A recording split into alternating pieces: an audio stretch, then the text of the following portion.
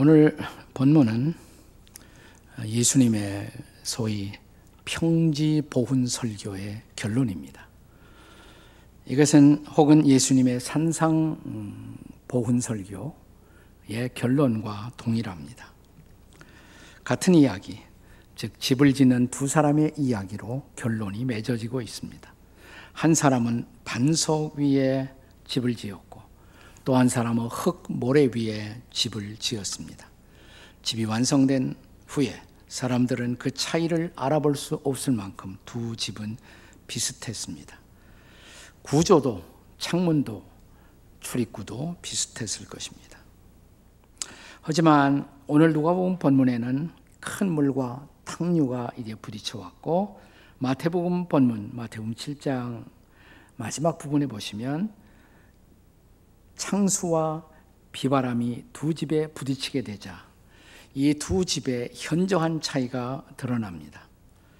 반석 위에 지어진 집은 그대로 있었지만 흙 모래 위에 세워진 집은 여지없이 무너졌습니다. 여기 집을 짓는 두 사람 혹은 두 사람이 지은 두 집의 극명한 차이가 드러나는 것입니다.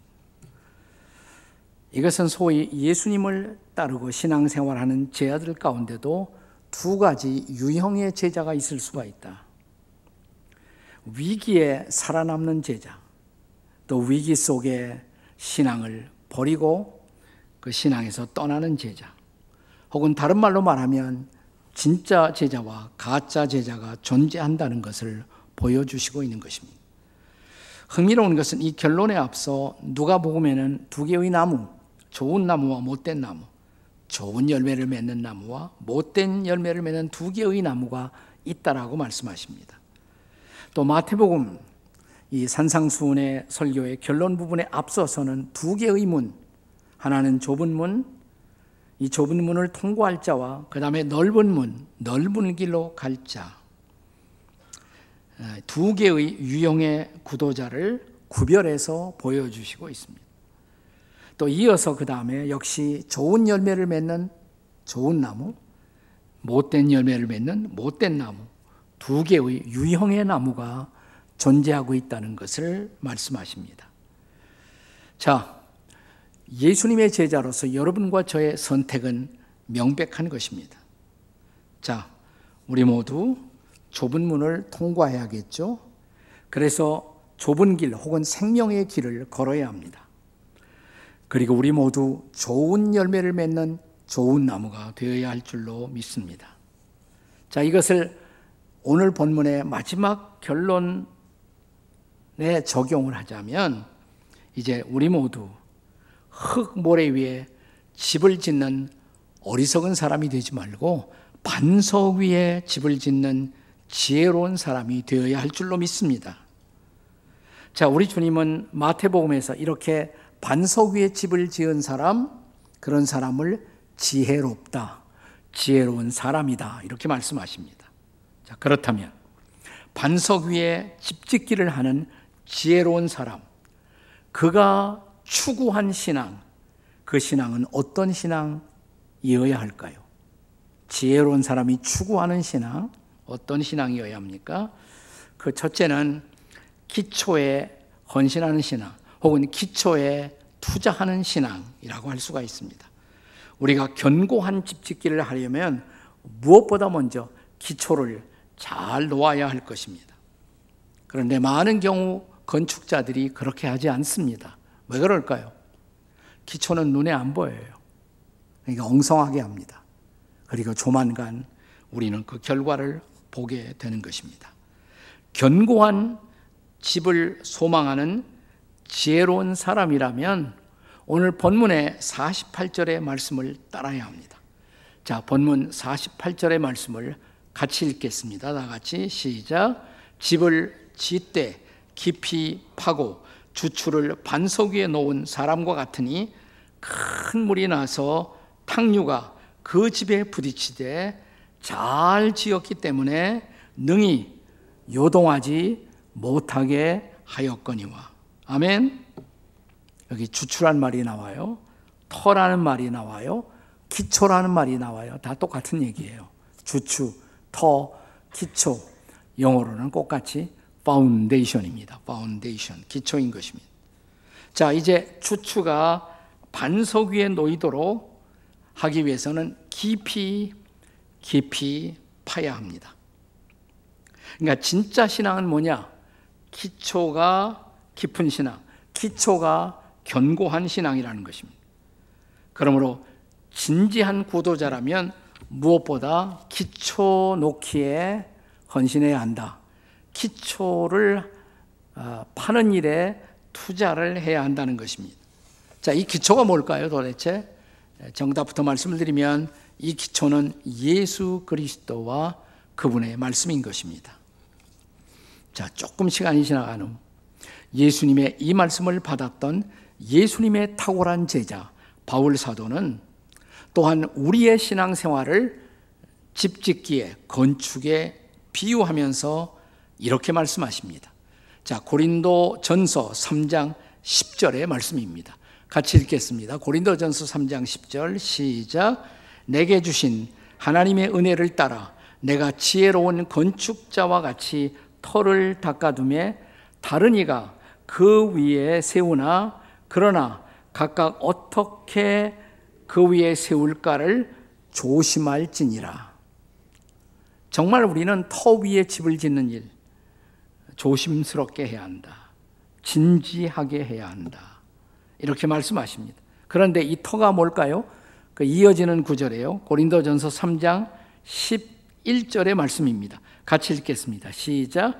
이 닦아둔 곳 외에 능히 다른 터를 닦아둘 자가 없으니 이 터는 곧 예수 그리스도라. 아멘이십니까? 예수님이 터라는 것이에요. 우리 그리스도인들의 움직일 수 없는 삶의 기초, 터, 예수 그리스도라는 것입니다. 그러니까 그리스도인들은 그리스도를 붙잡고 그리스도 위에 우리의 인생을 세우는 사람이어야 합니다. 그리고 그분이 주신 영생의 말씀, 생명의 말씀, 이 말씀을 우리의 삶의 기초로 삼아야 한다는 것입니다. 자, 본문, 다시 본문으로 돌아와서 본문 47절 말씀에서 여기 집을 짓는다, 이것이 우리가 어떻게 한다는 말이에요? 자, 47절 어떻게 시작됩니까? 다 같이. 내게 나와 내 말을 듣고 행하는 자마다. 이게 집 짓는 행위예요. 우리가 어떻게 집을 짓냐? 주님의 말씀을 듣고 행하는 것이 집 짓는 거예요. 말씀을 듣고 행하는 것. 그러니까 우선 주님이 주신 말씀을 진지하게 들어야겠죠. 경청해야 돼요. 그리고 그 말씀을 우리의 삶으로 옮겨야 합니다. 행함이 되어야 돼요. 말씀이 행함이 되고 행함이 삶이 되는 것.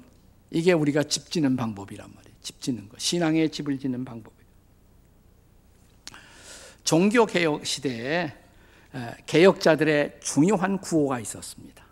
한 5가지 구호가 있었는데 그 중에 하나 중요한 구호예요. 뭐냐면 오직 성경. 따라서 하세요. 오직 성경. 이걸 그 당시에 라틴어로 우리 개혁자들은 솔라 스크립투라 이렇게 말했습니다. 다 같이 솔라 스크립투라. 솔라라는 거 온리란 말이에요. 온리. 스크립투라, 스크립처. 성경. 오직 성경. 오직 성경. 개혁자들이 살던 그 당시의 교회는 매우 부패했습니다. 흔들리고 있었습니다. 그 왜 그렇게 되느냐 하는 게 중요해요. 이유를 알아야 돼요. 근데 성경에 대해서 무지했어요. 우선. 또 무지했을 뿐만 아니라 성경에 불순종했어요. 알지 못하니까 또 성경에 순종하지도 못했어요. 성경을 떠난 교회의 불순종. 그것이 종교개혁이 일어나던 그 당시에 흔들리고 있었던 교회들의 모습이었습니다. 진지하게 성경을 읽고 또 성경을 연구하고 또 성경 그대로 가르치고 설교하고 사는 모습을 보기가 어려웠던 것입니다. 그래서 이 오직 성경과 함께 또 하나 개혁자들이 당시에 부르짖은 중요한 구호 하나가 있었습니다. 이 구호를 뭐라고 불렀냐면 ad fontes, ad fontes. 한번 따라서 해보세요. ad fontes. 이게 무슨 뜻이냐면 근원으로 돌아가자. Back to the source. 근원으로 돌아가자 이런 뜻이에요. 근원으로 돌아가자. 당시에 기독교가 상실하고 있었던 것, 신앙의 근원입니다. 근원. 신앙의 근원이 뭘까요? 성경. 신앙의 근원인 성경을 잃어버리고 있었어요. 그래서 개혁자들은 무엇보다 성경 본문 연구를 중시했습니다. 그리고 그때부터 성경 본문에 입각한 설교도 등장하기 시작했어요. 그 전에는 마음대로 했단 말이에요. 지금도 마음대로 하는 사람들 많아요. 성경 텍스트에 근거한 설교가 중요한 것입니다. 그래서 개혁자들은 성경의 본문, 이 텍스트는 교황의 권위보다도 더 중요한 근원적 권위다 이렇게 주장했습니다. 그리고 교회가 말하는 어떤 전통보다도, 교회가 만든 어떤 규칙보다도 성경이 중요했습니다. 그래서 오직 성경 이렇게 주장하는 것입니다. 오직 성경. 성경은 신적 계시의 유일한 근원이었기 때문입니다. 자, 그렇다면 오늘을 살고 있는 여러분과 저, 우리도 우리의 반석 위에 집 짓기를 하려면 우리가 할 일이 뭐예요? 제대로 신앙생활 하려면 우리의 사상 일단 내려놔야 돼요. 나의 선입관 내려놔야 돼요. 내 주장 내려놔야 돼요. 그리고 성경으로 돌아와서 성경이 증거하는 예수님, 그리고 예수님의 말씀으로 돌아가야 한다는 것이에요. 그리고 이 말씀대로 살기 시작할 때 진짜 신앙생활이 시작된다는 것입니다. ad fontes. 오늘 우리가 아주 중요하고도 유식한 말을 하나 배웠습니다. 다 같이 한번 ad fontes. 뭐예요? 근원으로 돌아갑시다 이 말이에요. 우리의 근원 되시고 우리의 기초 되시는 예수 그리스도와 그의 말씀으로 돌아가 이 말씀을 붙들고 말씀을 파고 더 깊이 파고 이 말씀 위에 우리의 인생을 세우는 여러분과 제가 될 수 있기를 주의 이름으로 축원합니다. 자, 우리가 정말 지혜롭게 반석 위에 집 짓기를 하려면 두 번째로 중요한 것, 첫째는 뭐라고 했어요? 기초에 투자를 해야 돼요. 기초에 헌신해야 돼요. 두 번째, 의지로 열매 맺는 신앙이 돼야 합니다. 의지로 열매 맺는 신앙. 자, 성경이 강조하는 신앙의 실체는 뭐냐? 인격적인 신앙이에요. 인격적. 근데 제가 인격적이라고 말할 때 인격적 신앙이란 세 가지 요소가 중요합니다. 우리의 인격을 형성하는 세 가지 요소 뭐죠? 지식, 감정, 의지. 우리가 지정의 이렇게 말하지 않습니까? 건강한 신앙은 뭐야? 이 세 가지를 균형 있게 적용하는 신앙. 이게 건강한 신앙이에요. 건강한 신앙. 그러면 불건강한 신앙은 뭐냐? 이 세 가지 요소 중에 어느 것 하나를 빠뜨린 불균형적인 것. 이것이 불건강한 신앙인 것입니다. 자, 오늘 본문에서 이런 불균형을 예수님이 경계해야 한다라고 말씀하십니다. 자, 46절을 다시 보겠습니다. 본문 46절 다 같이 읽겠습니다. 시작. 너희는 나를 불러 주여 주여 하면서도 어찌하여 내가 말하는 것을 행하지 아니하느냐. 자, 예수님이 오늘 본문에서 경계하고 있는 불균형의 신앙이들 가운데는 예수님이 주라는 지식은 있어요. 그러니까 예수님이 주라는 것을 알기 때문에 주여 하고 예수님을 부르죠. 예수님이 주님이시다. 이 지식은 분명히 있다 이 말이에요. 예수님이 주님이라는 지식도 물론 중요해요. 그거 알지 않으면 큰일 나죠. 근데 알기만 해서는 안 된다 이 말이에요. 신앙의 근거로서 지식은 절대로 필요하지만 거기에서 멈춰서는 안 된다. 알기만 하는 것으로 신앙의 열매는 기대할 수 없다는 것입니다. 자, 야고보서 2장 10절엔 매우 흥미로운 말씀이 있습니다. 같이 한번 읽어보겠습니다. 야고보서 2장 19절이에요. 19절. 자, 같이 읽겠습니다. 시작. 네가 하나님은 한 분이신 줄 믿느냐? 잘 아는도다. 귀신들도 믿고 떠느니라. 자, 하나님은 한 분이시다. 이걸 귀신들은 알까요, 모를까요? 귀신의 특성은 귀신같이 아는 거예요. 그러니까 귀신도 하나님은 한 분이시다 알아요, 몰라요? 알아요. 나는 하나님이 한 분인 줄로 믿습니다. 이 고백은 있는데 그 다음에 아무것도 안 해. 이런 사람의 신앙은 무슨 신앙? 귀신 같은 신앙이에요. 귀신 같은. 왜냐하면 귀신도 그건 아니까. 하나님이 한 분이라는 것을 알고 믿으니까.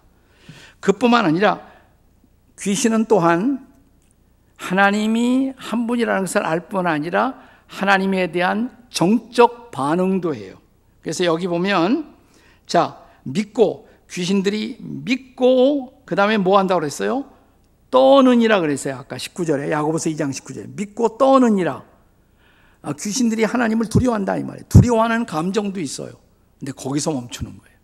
그러니까 알고 정적 반응을 보이고 지식과 감정이 있어요. 근데 거기서 멈추는 거예요. 그것이 문제예요. 오늘 본문에서도 주여 주여 하면서, 너희들이 나를 향해 주여 주여 하면서, 왜 그대로 나를 주로 고백하는 삶은 보이지 않느냐 이 말이에요. 보이지 않느냐. 제가 좀 조크 삼아 가끔 말하지만 우리 한국에서는 만세 삼창을 본따 갖고 주여 삼창까지 만들었어요. 그죠? 주여 주여 주여. 뭐 괜찮아요. 삼창하는 거 괜찮아요. 주여 한 번만 해도 괜찮아요. 근데 주여 이창은 조심해야 돼. 예수님이 여기 조심하라고 그러셨잖아요. 주여 주여 하면서. 마태복음에 보면 주여 주여 하는 자마다 다 천국에 들어갈 것이 아니요 그랬으니까. 하려면 삼창하던가 1창하던가 말이지. 주여 그럴 때 악센트도, 한국 사람들은 또 거기 악센트를 붙여서 주여 그러잖아. 우린 또 거기다가 감정이 다 들어가 있어. 근데 한국 교회 신앙이 뭐냐면 거기서 끝난다 이 말이에요. 지식과 감정 거기서 멈춰요. 그 다음에 필요한 게 뭐냐? 의지의 결단이에요. 의지의 결단을 통해 의지적 행함이 따라와야 한다 이 말이죠. 우리가 받아들인 하나님의 말씀이 우리의 행함이 되기 위해서 필요한 것, 그것은 의지적 결단과 의지적 행함인 것입니다. 우리가 알게 된 성경의 지식, 또 지식에 따라오는 감정, 이건 중요한 것이에요. 그러나 그 다음이 더 중요해요. 그거 가지고 의지적 결단을 해야 돼. 내가 그대로 살아야지. 결단을 해야 돼. 그리고 의지적 행동으로 나타나는 것, 그것이 신앙의 열매, 삶의 열매라는 것입니다. 여러분 생각해 보세요. 물속에 빠져서 지금 사경을 헤매고 있는 사람, 죽는 줄 알았어요. 네, 누군가가 다가와요. 안심하시오. 나는 구조대원이요. 구조대원이 왔구나. 지식. 구조대원이 왔구나. 지식. 이거 필요한 거예요. 그 다음에 뭐예요? 구조대원이 왔으니까 살았구나. 안심하는 마음도 생겼어요. 그러면 살아요? 구조대원이 왔다는 것도 알았어요. 또 마음이 안심이 됐어요. 그러면 살아요? 그것만 가지고 살지 않아요. 이제 구조대원이 구명선을 갖고 이를 타시오 하던가, 구명 줄을 던지면서 이 줄을 붙드시오. 이 줄을 붙드시오. 그러면 뭐예요? 그 줄을 붙들어야 돼. 의지적 행동을 통해서 그 줄을 붙들어야 사는 거죠. 그렇죠? 우리의 신앙이 열매 맺는 신앙이 되려면 지식과 감정에 이어 의지적인 결단, 의지적 행함이 필요한 것입니다. 이 행함으로 우리는 열매를 맺고 행함으로 변화와 성숙을 이루는 것입니다. 그때 우리는 반석 위에 집을 짓는 사람이 되는 줄로 믿습니다. 반석 위에 집을 짓는 신앙, 어떤 신앙이에요? 첫째는 뭐라고 그랬어요? 기초를 잘 닦아야 되고, 기초에. 두 번째, 의지의 결단, 행동이 필요하고, 세 번째, 환난을 견디는 신앙. 다 같이 환난을 견디는 신앙. 마지막으로 우리의 신앙이 열매를 맺는 자리로 나아가려면 중요한 것이 환난을 견디는 신앙이 필요한 것입니다. 본문의 49절입니다. 49절 다 같이 읽겠습니다. 시작. 듣고 행하지 아니하는 자는 주추 없이 헐 위에 집 지은 사람과 같으니 탕류가 부딪힘에 집이 곧 무너져 파괴됨이 심하니라. 이 탕류가 환난이죠. 탕류가 몰아붙여.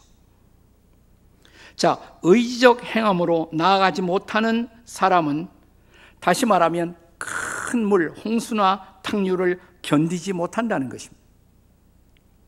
마태복음에 보면, 산상수훈에 보면 마태복음에서는 비가 내리고 창수가 나고 바람이 불었다 그랬습니다.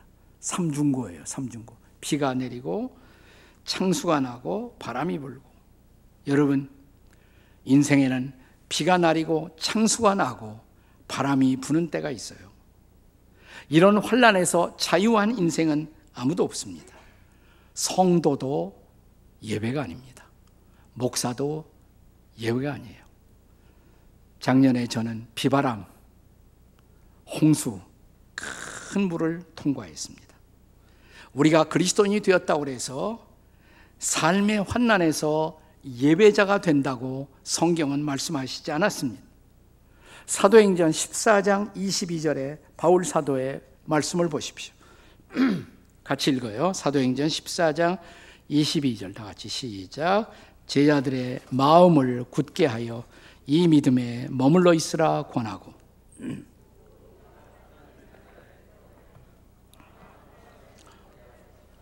자, 우리가 하나님 나라에 들어가려면 뭘 겪어야 한다? 많은 환난 그랬어요. 많은 환난. 왜 그렇게 하시나 하나님이 도대체 좀 쉽게 해주시지. 어쩌면 많은 환난을 통해서 우리를 빚어 보석 같은 존재로 어느 날 주님 앞에 세우기 위한 것. 그래서 바울이 여기 권면하는 믿음, 어떤 믿음입니까? 환난을 견딜 수 있는 믿음. 그런 믿음으로 하나님 나라에 들어가기에 합당한 사람으로 연단될 것을 기대하신다는 것이죠. 그렇다면 그런 신앙이 되려면 오늘 본문을 통해 주님이 여러분과 저에게 요구하시는 것이 무엇입니까? 우리 신앙의 기초가 깊이 파여져 반석 위에 있어야 한다는 것입니다. 그렇지 않으면 인생의 작은 환난에도 흔들려요. 하나님 정말 살아계시나? 나를 버린 거 아니나? 그리고 예수님 굿바이 하고 신앙에서 떠나는 사람들이 적지 않단 말이죠. 그래서 우리가 정말 반석 위에 집을 지으려면 기초가 견고해야 돼요. 기초가 중요해요. 그러니까 이런 쉽게 신앙을 포기하는 사람, 신앙에 기초가 없는 사람들이죠. 여러분이 일본 동경에 도쿄에 가면 그 은자 중심가에 역사가 100년이 되는 유서 깊은 제국 호텔, 임페리얼 호텔이 있어요. 임페리얼 호텔. 아주 이름난 호텔입니다. 제가 좋아하는 호텔이에요. 제가 좋아하는 호텔이라는 말은 제가 저기서 잤다는 말이 아닙니다. 제가 좋아하지만 너무 비싸기 때문에 저는 이 호텔 동경 가면 이 호텔에 가서 커피만 마십니다. 기분만 내고 와요. 커피만 마셔. 이 호텔은요, 100년 전에 미국의 유명한 건축 설계가 프랭크 로이드 라이트라는 분이 설계한 건물입니다. 그리고 이 프랭크 로이드 라이트의 제자였던 일본인 제자 엔도 아리타라는 사람의 지휘 아래에 이 호텔을 짓는데 소요된 총 시간이 얼마냐? 무려 11년. 호텔 하나 짓는데 11년 걸려요. 11년. 그런데 11년 걸린 이유가 뭐냐면 기초공사가 그렇게 오래 걸렸어요. 기초공사가. 공사 중에 많은 불평을 들었다고 합니다. 네, 너무나 돈 낭비, 재정 낭비, 시간 낭비가 많다. 오너는 당연히 그런 불평을 하겠죠. 그러다 드디어 1923년 9월 1일 자, 이 건물이 준공되고 준공 기념 파티가 피로연이 준비되고 있었을 때 그때 저 유명한 관동 대지진, 동경 대지진이 일어난 거예요. 그때 동경 시내 모든 건물들의 3분의 2가 다 무너져 버렸습니다. 그런데 이 제국 호텔, 임페리얼 호텔은 아주 소규모의 피해만 입었다고 합니다. 일설에 의하면 유리창 5장만 깨졌다. 그런 말이 있어요. 네. 기초가 얼마나 중요하냐 이 말이에요. 기초가 얼마나 중요하냐.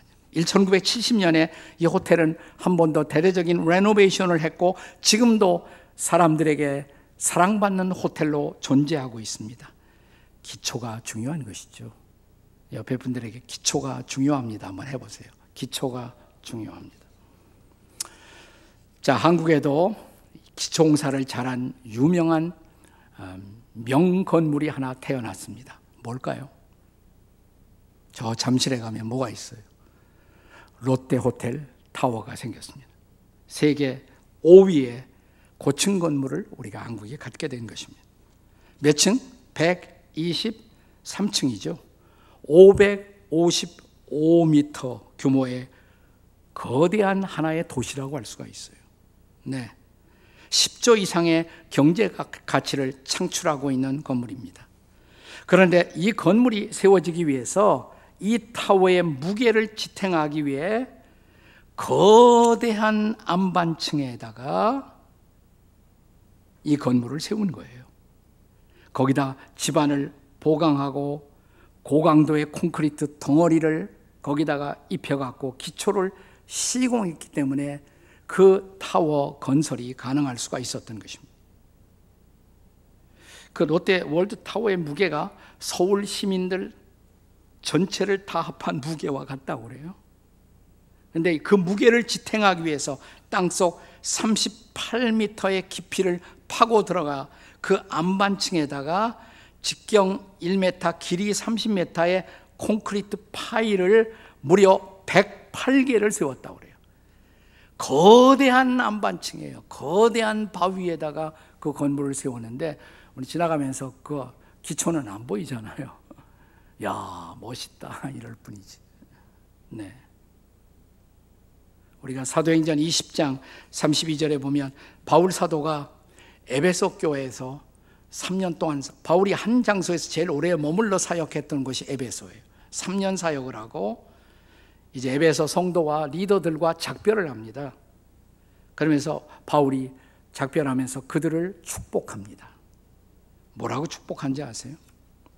자, 사도행전 20장 32절 같이 한번 읽어보세요. 다 같이 시작. 지금 내가 여러분을 주와 및 그 은혜의 말씀께 부탁하노니 그 말씀이 여러분을 능히 든든히 세우사 거룩하게 하심을 입은 모든 자 가운데 기업이 있게 하시리라. 자, 그들을 부탁합니다. 에베소의 성도들과 교회를 어디다 부탁합니까? 은혜의 말씀께, 말씀에 부탁을 해요.